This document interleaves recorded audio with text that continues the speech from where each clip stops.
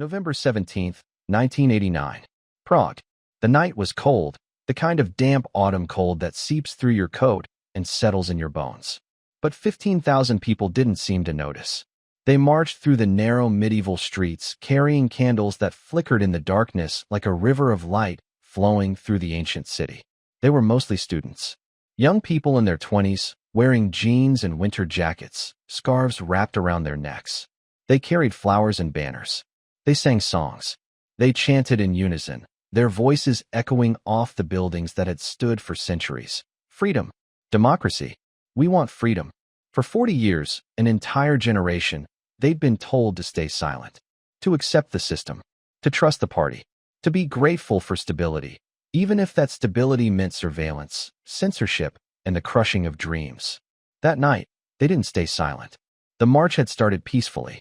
Officially, it was a commemoration of Jan Opletal, a Czech student killed by Nazis exactly 50 years earlier. The authorities had permitted it, expecting a small, controlled gathering. What they got instead was a tide of humanity that refused to be contained. As the marchers approached Narodni Street, a major thoroughfare in central Prague, they found their path blocked. Rows of riot police in white helmets stood shoulder to shoulder across the street, carrying shields and batons. The Volkspolizei, they called them. The People's Police. Though nobody really believed they served the people. The crowd stopped. The chanting grew louder. Freedom, freedom, freedom. The police line held firm. Officers gripped their batons tighter. Orders crackled through their radios. Behind the students, more police appeared, sealing off escape routes. The march was now a trap. For several minutes, the two sides faced each other across 50 meters of cobblestone street. Students in the front rows raised their hands, showing they were unarmed, peaceful. They held their candles higher. Some began sitting down on the cold stone. Then the order came. The police lines surged forward. Batons swung. People screamed. The candles fell, their flames extinguishing on wet stone. Students ran in every direction, trying to escape the violence, but there was nowhere to go. The sound of bodies hitting shields, of boots on stone, of chaos replacing the orderly chant of freedom. Within minutes, it was over. Hundreds lay injured. Blood mixed with candle wax on Narodni Street. The police withdrew, leaving behind a scene of violence that would be recorded by cameras, remembered by witnesses, and recounted in whispers throughout Prague. By morning, a rumor spread. A student had been killed. The name given was Martin Smid. The rumor was false. Smid was alive, but the rumor didn't matter. What mattered was that Czechoslovakia had finally had enough. This is how the Velvet Revolution began, with candles, courage, and a lie that told a deeper truth. To understand why November 17th exploded into revolution, you need to understand what life had been like for the previous 40 years. And more specifically, what it had been like since 1968. The Prague Spring of 1968 had been a brief moment of hope. Alexander Dubček, the Communist Party leader, had attempted to create socialism with a human face, introducing reforms that relaxed censorship, allowed criticism, and promised greater freedoms. For a few glorious months, Czechoslovakia breathed. Then on August 21st, 1968, Soviet tanks rolled into Prague. 500,000 Warsaw Pact troops invaded to crush the reforms. Czechoslovaks woke to find their streets occupied by foreign soldiers. The brief spring turned into a permanent winter. What followed was called normalization. The word sounds clinical, bureaucratic. In reality, it meant the systematic crushing of everything that had made the Prague Spring possible. Writers were banned. Journalists were fired. University professors lost their positions. Anyone associated with the reforms was purged from public life. The new regime, loyal to Moscow, established total control. The STB, the secret police, became the shadow that followed every citizen. Informants were everywhere, in workplaces, universities, apartment buildings. You couldn't trust neighbors. Sometimes, you couldn't trust family. People learned to live double lives. In public, you praised socialism, attended mandatory political meetings, applauded the party. In private, behind closed doors, you might whisper different opinions, listen to Radio Free Europe on low volume, read smuggled books. But you were always careful, always watching what you said and who might be listening. The economy stagnated under Soviet-style central planning. Factories produced goods nobody wanted. Stores had empty shelves, except for the well-connected who accessed special shops. Housing was gray concrete apartment blocks, efficiently depressing, all built to the same soulless specifications. Prague, one of Europe's most beautiful cities, slowly decayed under neglect and pollution. Václav Havel, a playwright and intellectual, had become one of the regime's most prominent critics. His plays, banned in Czechoslovakia, were performed across Western Europe. He wrote essays about living in truth, about the moral duty to resist totalitarian systems through small acts of honesty and courage. For his troubles, Havel spent years in prison, working in a brewery, constantly harassed by the STB. He became a symbol of the dissident movement, though that movement remained small, isolated, seemingly powerless against the massive machinery of the communist state. By the late 1980s, Czechoslovakia seemed frozen in time. The regime had outlasted dissidents, crushed opposition, achieved a kind of terrible stability.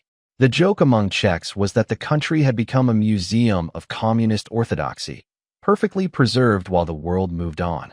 But beneath the surface of normalization, resentment simmered. Young people especially felt trapped. They saw Western films and music smuggled in on videotapes and records.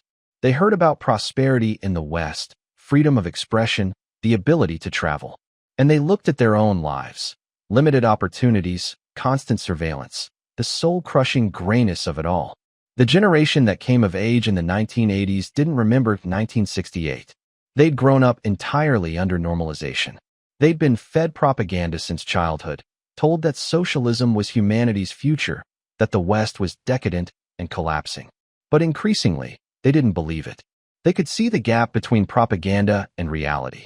They could see that the system didn't work, that the party maintained power not through popular support, but through fear and inertia. They could see that while communist leaders drove luxury cars and lived in villas, ordinary people waited in line for basic goods. And they could see something else, that the Soviet Union itself was changing. Mikhail Gorbachev had come to power in 1985, introducing glasnost and perestroika, openness and restructuring. He was dismantling the rigid Soviet system, allowing criticism, tolerating dissent. The Soviet Union was reforming itself in ways that made Czechoslovakia's hardline regime look increasingly anachronistic. The Prague Spring had been crushed 21 years earlier because Soviet tanks had enforced obedience. Now those tanks weren't coming. Gorbachev had made clear he wouldn't intervene militarily to save communist regimes. The empire that had kept Eastern Europe subdued for 4 decades was letting go. And in Prague, students were preparing to test whether the regime could survive without Soviet backing. They were about to discover that it couldn't. 1989 was the year the impossible became routine. Across Eastern Europe, communist regimes that had seemed permanent were collapsing like dominoes, and each collapse made the next one more likely. It started in Poland. The Solidarity movement, crushed and driven underground in the early 1980s, had survived and grown stronger. In June 1989, Poland held partially free elections, the first in the Soviet bloc since the 1940s. Solidarity won overwhelmingly. By August, Poland had a non-communist prime minister. The unthinkable had happened. Hungary moved next. In May, the Hungarian government began dismantling the barbed wire fence along its border with Austria, physically cutting a hole in the Iron Curtain. East Germans, desperate to leave their country, poured through Hungary to reach the West. The hemorrhaging of population created a crisis that would bring down the Berlin Wall. Throughout the summer of 1989, demonstrations erupted across East Germany. Crowds chanted, "Wir sind das Volk." We are the people. The regime, paralyzed by indecision and abandoned by Moscow, couldn't respond effectively. In October, Erich Honecker, East Germany's hardline leader for 18 years, was forced to resign. On November 9, 1989, the Berlin Wall fell. Not violently overthrown, but simply opened. East German officials, confused by contradictory orders, announced that citizens could cross to West Berlin. Within hours, thousands were at the wall. Guards, receiving no orders to shoot, stepped aside. People began chipping away at the concrete with hammers and pickaxes. The symbol of the Cold War's division was being destroyed by ordinary citizens with hand tools. In Prague, students and intellectuals watched these events with a mixture of hope and frustration. If Poland could have free elections, if Hungary could open its borders, if the Berlin Wall could fall, why was Czechoslovakia still living under the same repressive system it had endured for 20 years? Underground discussion groups formed at Charles University and other Prague institutions. Students debated what they could do, how they could push for change. They studied the tactics used in Poland and Hungary. They discussed Václav Havel's writings about nonviolent resistance. They planned. The regime, meanwhile, seemed oblivious. Communist Party leaders, average age in their 60s and 70s, gave speeches praising socialism and warning against Western provocations. They controlled the media, so most Czechoslovaks knew about developments in other countries only through foreign radio broadcasts and rumors. But controlling information was becoming harder. Some younger journalists, inspired by glasnost in the Soviet Union, began pushing boundaries, publishing articles that questioned policies or hinted at problems. Theater performances incorporated subtle criticism. Artists created works that challenged official narratives. The STB tried to crack down, but they were overwhelmed. You can arrest a few dissidents. You can't arrest an entire generation that stopped believing in the system. By November 1989, Czechoslovakia was isolated. Its communist neighbors were reforming or collapsing. Its Soviet patron had abandoned ideological purity.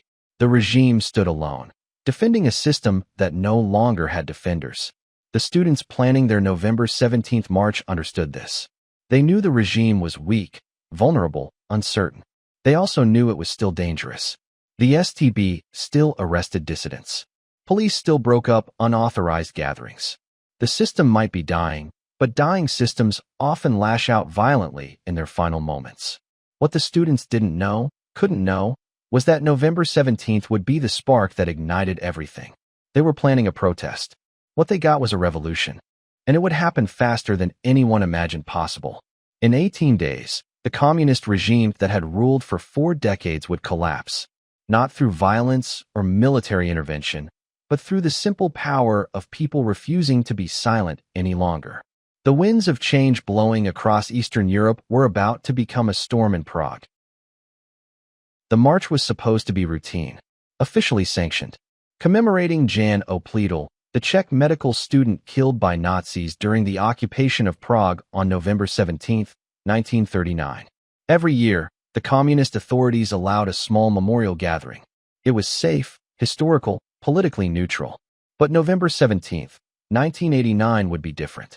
Word had spread through Prague's universities that this year's commemoration would be larger, more significant.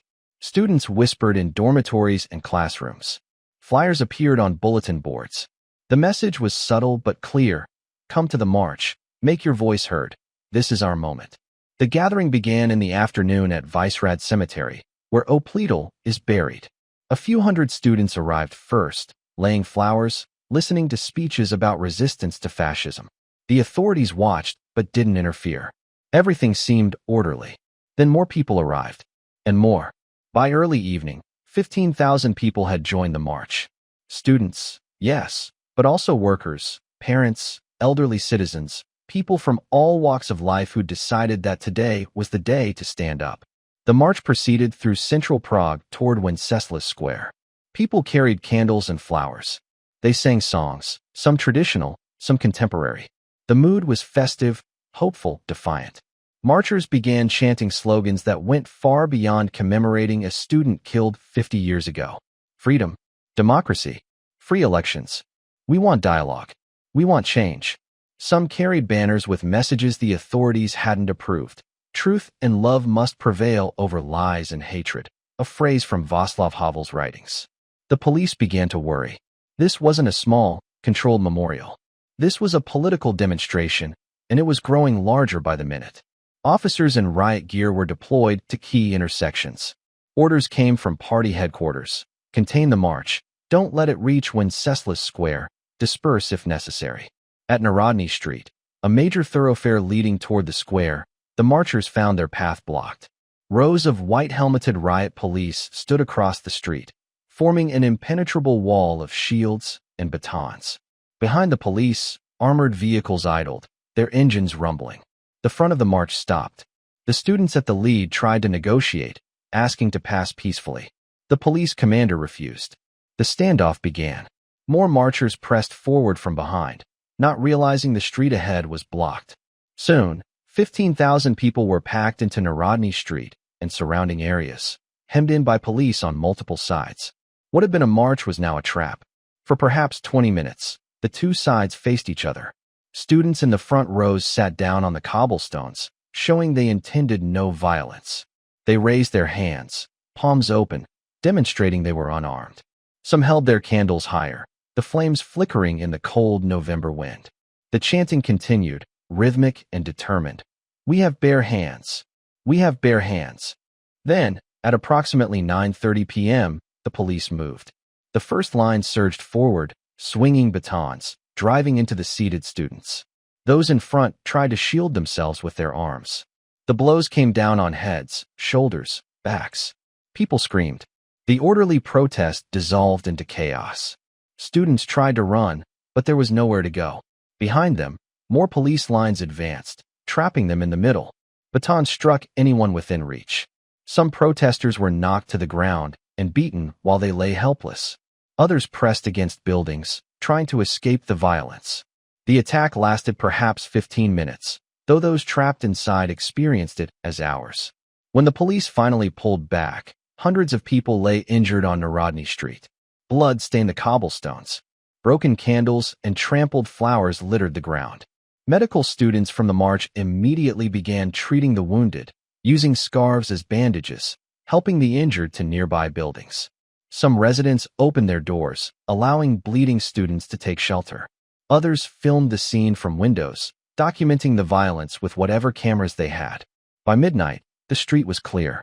Police had withdrawn, taking some protesters into custody. The injured had been treated at hospitals or by underground medical staff who didn't trust the authorities. Prague was quiet again, but the silence felt different now. Charged. Waiting. Then the rumor started. Someone whispered that a student had been killed. Martin Smid, they said, beaten to death by police on Narodni Street. The rumor spread through Prague overnight like wildfire. It wasn't true. Martin Smid was alive and well. Years later, it was revealed that the rumor had possibly been started deliberately by STB officers hoping to provoke a violent reaction they could then crush. But the provocation backfired spectacularly. Instead of inciting violence, the rumor of a dead student crystallized something in Czech consciousness. The regime had gone too far. It had beaten peaceful protesters. It had, people believed, killed a student. And for what? For asking for freedom? For carrying candles and singing songs? By dawn on November 18th, news of the violence was spreading across Prague. Students who'd witnessed the attack told their classmates. Workers heard about it from friends. Parents learned their children had been beaten by police for attending a memorial march. The communist authorities had made a catastrophic miscalculation. They thought violence would intimidate people back into silence. Instead, it ignited a revolution.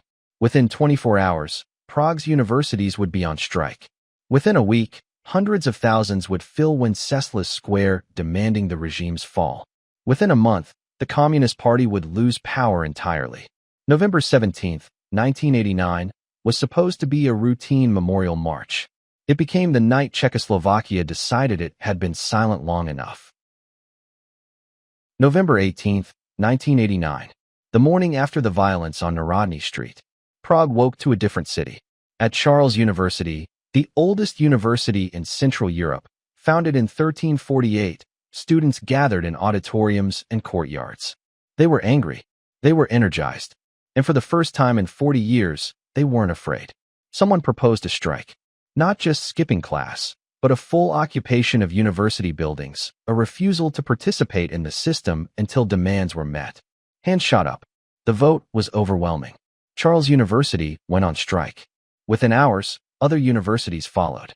The Technical University, the Academy of Fine Arts, film schools, music conservatories. By afternoon, all of Prague's institutions of higher learning had joined the strike.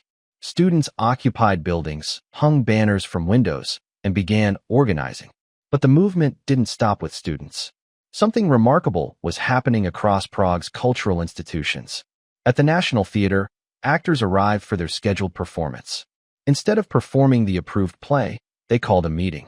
Should they continue business as usual while students were being beaten in the streets? The answer was no. The actors went on strike. The decision rippled through Prague's artistic community. The Laterna Magica Theater joined the strike.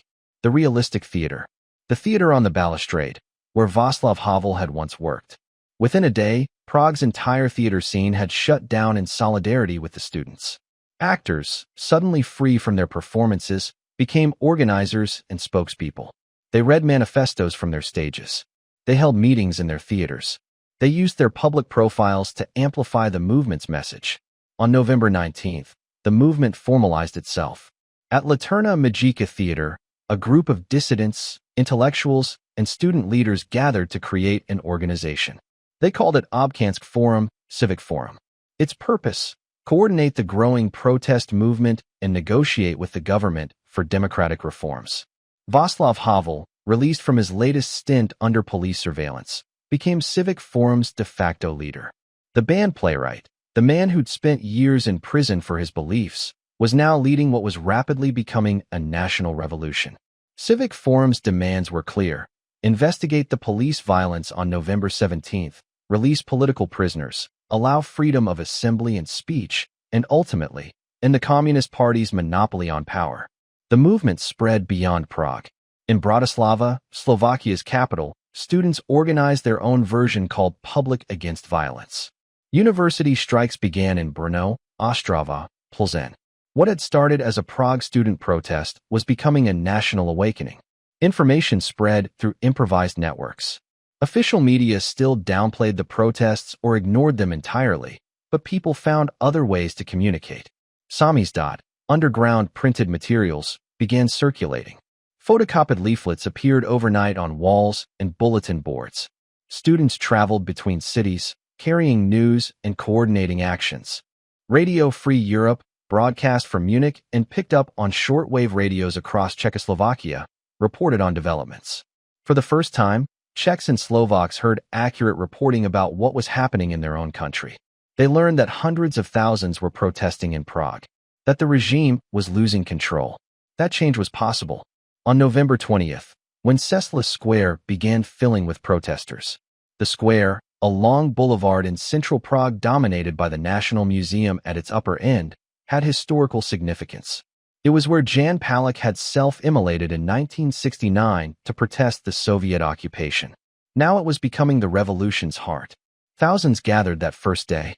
The next day, tens of thousands. By November 22nd, over 100,000 people packed into Wenceslas Square, spilling into surrounding streets. They chanted, sang, and listened to speeches broadcast through improvised sound systems. The symbol of the revolution emerged organically: keys. Someone suggested that everyone take out their keys and jingle them. The sound, like thousands of bells, symbolized unlocking the future, opening doors that had been closed for 40 years. The jingling of keys became the revolution's soundtrack, an acoustic wave that rippled through crowds and echoed off buildings. Truth and love must prevail, they chanted. Havel's words, once whispered in secret, now shouted by hundreds of thousands. The crowds were peaceful but determined. Families brought children. Elderly people who remembered Czechoslovakia before communism stood beside teenagers who'd never known anything else. Workers in factory uniforms stood next to intellectuals in scarves and glasses. For the first time in decades, Czechoslovak society saw itself whole, not divided into party members and dissidents, not separated by fear and suspicion, but united in a common demand: freedom. The regime, meanwhile, was paralyzed. Communist Party leaders met in emergency sessions, debating responses. Should they send in the army? Call Moscow for help? Make concessions? Try to wait it out? But Moscow wasn't answering calls for help. Gorbachev made clear that Soviet troops would not intervene. The Czechoslovak Communist Party was on its own, facing a popular movement that grew larger and more confident every day. The police, who'd beaten students on November 17th, now stood aside during protests. Some officers quietly sympathized with the demonstrators. Others simply recognized that using force again would make things worse. The regime's coercive power was melting away. State television, under pressure from its own journalists, began showing footage of the protests. Seeing themselves on official media legitimized the movement further and encouraged people in smaller cities to join. The regime's own propaganda apparatus was broadcasting its demise. By November 24th, less than a week after the violence on Narodni Street, Czechoslovakia was in the midst of a full revolution. Not violent, not chaotic, but methodical and determined. Every day, the crowds grew larger. Every day, the regime's authority diminished. The nation had awakened, and it had no intention of going back to sleep. Behind closed doors in Prague Castle, the seat of Czechoslovak power, the Communist Party leadership was imploding. General Secretary Miloš Jakeš, a hardliner who'd risen through the ranks by loyally implementing normalization, sat at the head of conference tables surrounded by equally elderly party officials. They'd spent careers building and maintaining the communist system. Now they watched it crumbling in real time. "We need to restore order," one official insisted. "Send in the army. Clear Wenceslas Square. Show strength." But someone else raised the critical question. And if Moscow doesn't support us?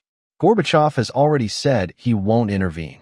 This was the nightmare scenario the Czechoslovak Communist Party had always feared. For 4 decades, Soviet backing had been their guarantee of power. When Czechoslovaks rose up in 1968, Soviet tanks had crushed the Prague Spring. The implicit threat of Soviet intervention had kept dissent manageable for 20 years. Now that guarantee was gone. Gorbachev's policy of non-intervention meant the Czechoslovak communists would have to maintain power using their own resources, their own military, their own credibility.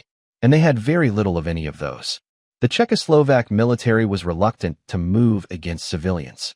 Officers were watching the same footage everyone else saw. Peaceful protesters being beaten by police. Many military personnel had children at universities in those crowds. Asking them to shoot their own people was not a reliable strategy. The STB, the secret police that had kept the regime in power through fear, was overwhelmed. You can arrest 100 dissidents. You can't arrest 100,000 protesters. When an entire society decides to disobey, police become irrelevant. Some officials suggested making concessions. Offer reforms, they argued. Promise dialogue. Give them something to make them go home. But Jakes and the hardliners resisted. Making concessions would show weakness. It would legitimize the protests. Better to stand firm, wait for the movement to lose momentum, rely on winter cold and public fatigue to empty the squares. This was a catastrophic misreading of the situation. The protests weren't losing momentum. They were gaining it. Every day of government inaction was interpreted as weakness, encouraging more people to join the movement. On November 21st, Jakes gave a televised address attempting to reassure the nation. His speech was a disaster. He spoke in bureaucratic jargon, offered no real changes, and fundamentally misunderstood what was happening. He treated the revolution as a minor disturbance that would pass once people came to their senses. The speech was mocked immediately. Clips of Jakes stumbling over words and looking confused became symbols of the regime's incompetence. In Wenceslas Square that night, the crowd was larger than ever, energized by the realization that their leaders had no idea how to respond. Behind the scenes, something more significant was happening. The party was fracturing. Younger officials, those who'd grown up with normalization and saw it was unsustainable, began breaking ranks. Some quietly contacted Civic Forum, suggesting they were open to negotiations. Others simply stopped defending the regime in public. The apparatus of control was dissolving. Officials who'd spent careers enforcing party discipline suddenly found themselves unable to enforce anything. Orders went unfollowed. Directives were ignored. The system was experiencing a form of passive collapse, where everyone stopped pretending it worked. Meanwhile, the STB was frantically destroying files. In basements of secret police buildings, officers fed documents into shredders and incinerators. Decades of surveillance records, informant reports, compromising materials on thousands of citizens, all being destroyed before they could fall into the wrong hands. The destruction itself was an admission that the STB expected to lose power soon. On November 24th, the entire Communist Party Presidium resigned. Jakes stepped down. The hardline leadership that had ruled since 1968 admitted defeat and left office. But this wasn't enough for the protesters. They didn't want a change of Communist Party leadership. They wanted the end of Communist Party rule entirely. The demonstrations continued, larger than ever, demanding free elections and a completely new system. The regime had tried intimidation. It had tried inaction. It had tried personnel changes. Nothing worked. The revolution was unstoppable, and the communists finally understood they'd lost. The only question remaining was how the transition would happen and whether it could be accomplished without violence.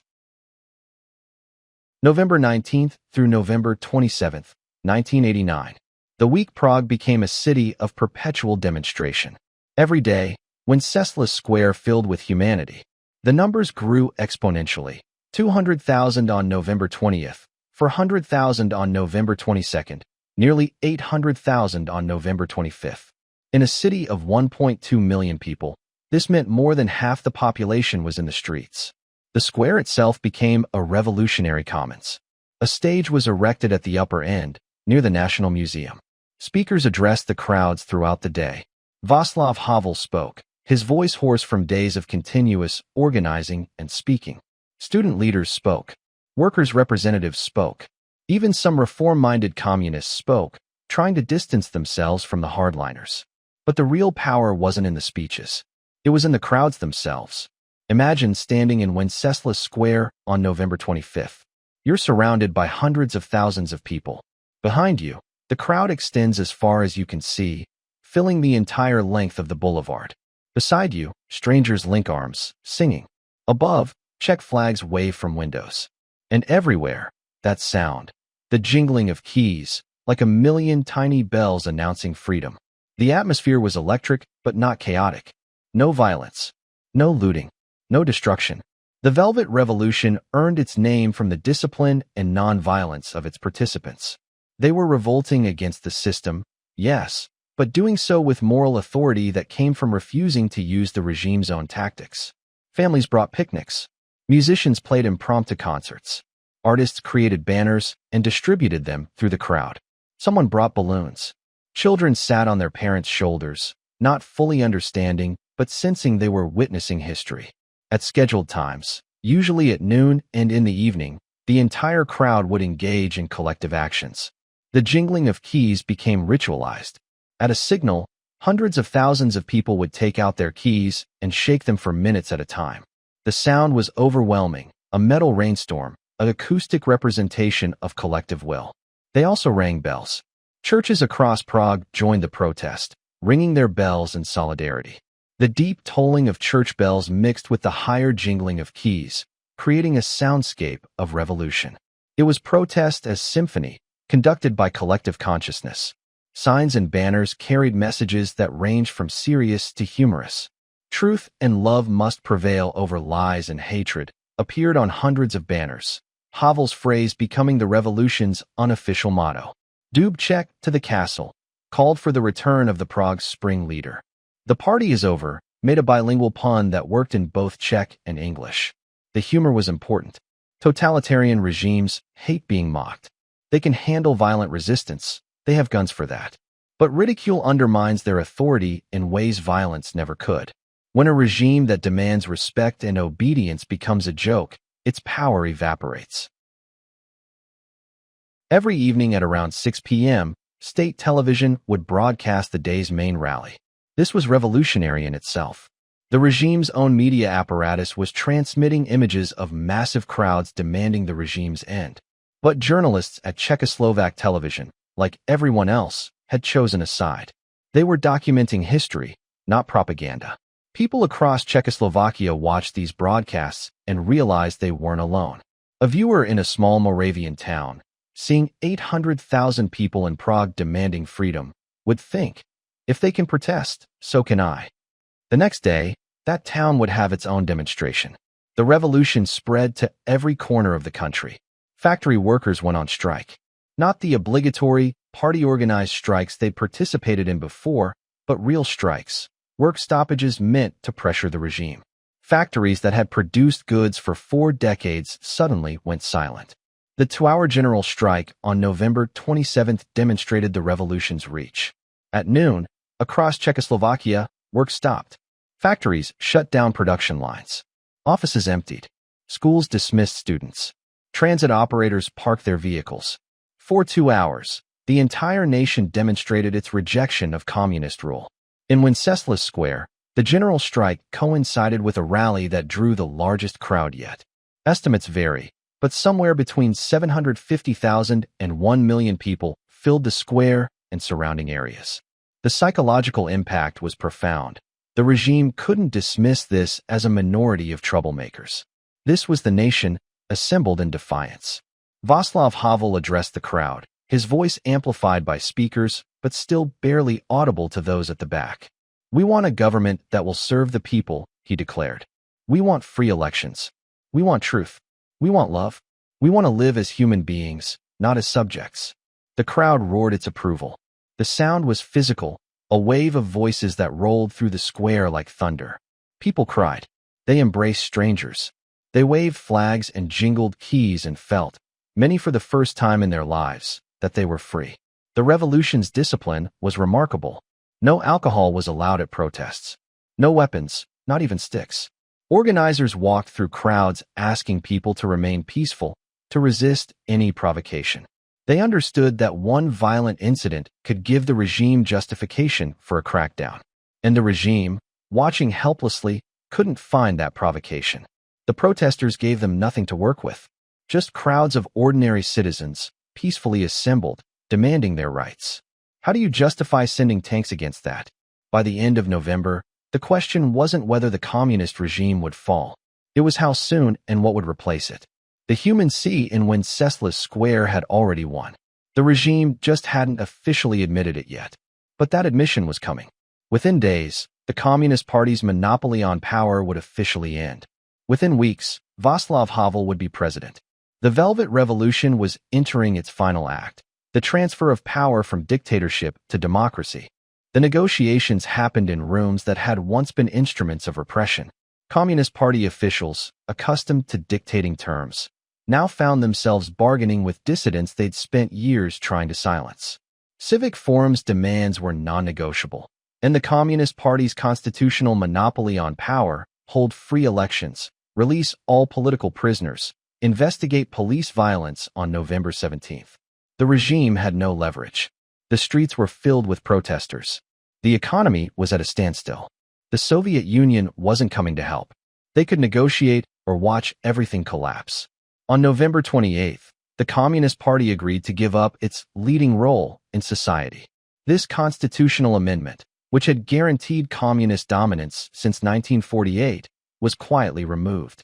41 years of single-party rule ended with bureaucratic signatures and parliamentary votes. Prime Minister Ladislav Adamek attempted to form a new government, a coalition that would include some non-communists but maintain communist control of key ministries. He announced the cabinet on December 3rd. It was immediately rejected. Civic Forum called for continued protests. Wenceslas Square filled again, crowds demanding a truly democratic government. Adamek resigned. On December 10th, President Gustav Husak, the man who'd led the normalization after 1968, who'd crushed dissent and enforced Soviet orthodoxy for 20 years, resigned. He'd held office since 1975. Now, facing a revolution he couldn't stop, he simply stepped down and disappeared from public life. The communist government collapsed in stages, each retreat revealing how hollow the system had become. Ministries that had seemed powerful and permanent were vacated overnight. Officials who'd ruled with absolute authority cleaned out their desks and left. Some fled to the Soviet Union. Others simply retired into obscurity. The secret police, the STB, faced particular humiliation. For decades, they'd been feared and hated. Now their headquarters were occupied by protesters. Their files, the ones they hadn't destroyed, were seized. Names of informants were revealed. People discovered that colleagues, sometimes friends or family, had been reporting on them for years. It was simultaneously liberating and devastating. Liberation from fear, devastation from betrayal. Czechoslovak society would spend years processing the revelation of how thoroughly the STB had infiltrated daily life. Throughout this collapse, remarkably, violence was minimal. A few scuffles, some property damage, but no massacres, no military crackdowns, no bloodshed. The Velvet Revolution was earning its name every day. Compare this to Romania, where just weeks later, the communist regime's fall would cost over 1,000 lives. Or China, where months earlier, tanks had crushed the Tiananmen Square protests. Czechoslovakia's revolution succeeded without such horror because both sides chose restraint. The regime chose not to fight because it knew it had lost. The revolutionaries chose nonviolence because they understood moral authority was their greatest weapon. Violence would have given the regime justification for repression. Nonviolence left them defenseless. By mid-December, the question was no longer whether communists would leave power, but who would replace them. Civic Forum had led the revolution, but could it govern? Václav Havel, a playwright with no government experience, was being discussed as the next president. It seemed absurd. A dissident who'd spent years in prison, now running the country? But in a revolution where nothing had gone according to conventional wisdom, why not? The people wanted Havel. His moral authority, earned through decades of resistance, made him the obvious choice. On December 28, 1989, the Czechoslovak parliament began considering his nomination. The vote took place on December 29, exactly 6 weeks after the violence on Narodni Street. Václav Havel was elected president of Czechoslovakia by unanimous vote, including votes from remaining communist parliamentarians who recognized they had no alternative. The dissident became president. The prisoner became leader. The banned playwright would deliver speeches from Prague Castle, the same castle where communist leaders had ordered his arrest. The irony was profound and intentional. When Havel addressed the nation for the first time as president, he spoke words that captured the revolution's meaning. People, your government has returned to you. December 29, 1989. Václav Havel stood on the balcony of Prague Castle overlooking the city. Below, hundreds of thousands of people filled the streets, celebrating. Church bells rang. Flags waved. The Czech national anthem echoed across the Vltava River. 7 weeks earlier, Havel had been under secret police surveillance, his movements restricted, his work banned. Now he was president. The transformation was so sudden, so complete, that even Havel seemed somewhat stunned by it. His inauguration speech was unlike anything heard from a Czechoslovak leader in 4 decades. No Marxist jargon, no praise for the party, no revolutionary rhetoric. Instead, Havel spoke about truth, responsibility, and the moral foundations of a democratic society. Our country is not flourishing, he admitted. The enormous creative and spiritual potential of our nations is not being used sensibly. Entire branches of industry are producing goods that are of no interest to anyone. We have polluted the soil, rivers, and forests. And we have today the most contaminated environment in Europe. This honesty was revolutionary in itself. Communist leaders had spent decades pretending everything was perfect. Havel began his presidency by acknowledging all the problems normalization had created. The worst thing is that we live in a contaminated moral environment, he continued. We fell morally ill because we became used to saying something different from what we thought. We learned not to believe in anything, to ignore one another, to care only about ourselves. But then came hope. Let us teach ourselves and others that politics should be an expression of a desire to contribute to the happiness of the community rather than of a need to cheat or rape the community. The crowd below roared its approval. This was the leadership they demanded, honest, humble, moral. Not a strongman or ideologue, but a playwright who'd spent his life thinking about human dignity and how societies should function. The practical work of transition began immediately. Havel appointed a new government, the Government of National Understanding, led by Marian Kalfa, a Slovak communist who'd broken with the party during the revolution. The cabinet included members from across the political spectrum, united by commitment to democratic reform. Censorship ended overnight. Newspapers that had printed only party-approved stories suddenly ran real journalism. Books banned for decades appeared in bookstores. Václav Havel's own plays, prohibited since the 1960s, were performed in Prague theaters to sold-out audiences. Political prisoners were released. Families torn apart by exile began reuniting. People who'd fled after 1968 returned home, some for the first time in 20 years, finding their country transformed. Borders opened. Czechs and Slovaks who'd been trapped behind the Iron Curtain could suddenly travel freely to the West. Thousands made the journey, not to emigrate permanently, but simply to see what they'd been denied for 4 decades. The economy required massive restructuring. Central planning had created inefficiencies and shortages that would take years to resolve. But the psychological effect of the revolution was immediate. People felt hope for the first time in a generation. One of the most powerful symbols of the new era was the return of Alexander Dubček, the leader of the Prague Spring who'd been forced into obscurity after 1968. On November 24th, he'd appeared with Havel on the balcony in Wenceslas Square, receiving a standing ovation from 500,000 people. Dubček to the castle, they'd chanted, wanting him as president. Havel convinced Dubček to become chairman of the Federal Assembly instead. The man who tried to create socialism with a human face in 1968 now presided over the creation of democracy in 1990. The contrast with 1968 was stark and intentional. 21 years earlier, Soviet tanks had crushed reform.